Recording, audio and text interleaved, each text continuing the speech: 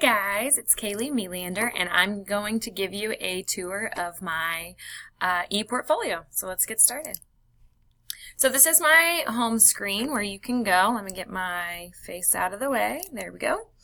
So this is my introduction page, and then if you come up here to candidate info, it just gives a brief overview of who I am, what some of my professional and personal goals are, and then my exploration plays of the reflection. Under this same tab, you can also find my technology philosophy with the standards listed as references. And then you can also find my resume, under this page.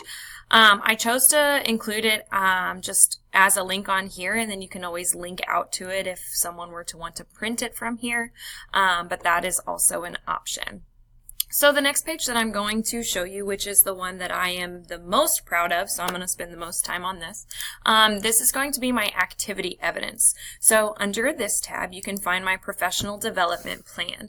Now, with my professional development plan, I will say that this was probably the most time-consuming piece to the entire project as far as the individual assignments.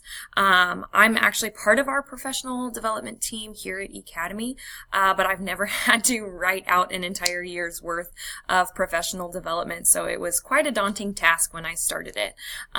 So basically, in our professional development, we're going to be spending time learning about Kansas redesign, which is something that our district as a whole is doing, as well as some Google basics. So we're going to look at Google Sites, Google Classroom, and then how that can affect our virtual school that I teach at.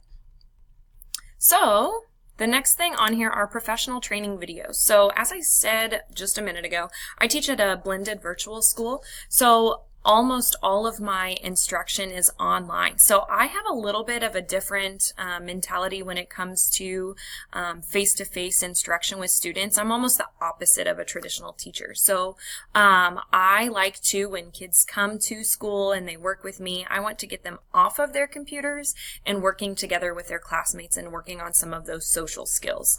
Whereas their online curriculum, that's where we start supplementing with different digital tools that they can start using. So this was probably, as far as trying to get it done, the most difficult because I just don't have as much face-to-face interaction. And like I said, most of the time that I do with students, I like to get them off of their computers. But there's a video on here of me training one of my colleagues how to use Google Sites and showing her how we can use that to supplement the learning management system we already have. And then I also recorded a video with our eAcademy teachers' kids, basically ages 3 to 6, a little young for Androidify, which was what I was teaching them, but I did learn that pre-K teachers are angels and more power to them. But I also included an example of what I would actually do for my virtual students as far as showing them how to do that. And then the last section of my videos page is basically how to use Google Sites. They're short videos, but I train my students how to use Google Sites because that's how they submit a lot of their assignments to me. The next thing I have is professional presentations. I really enjoy Canva and Powtoons for virtual presentations, but there is a Google Slides presentation on here. This one is a Canva. And then we have a Powtoons presentation on what hypermedia is and the positives and negatives to it.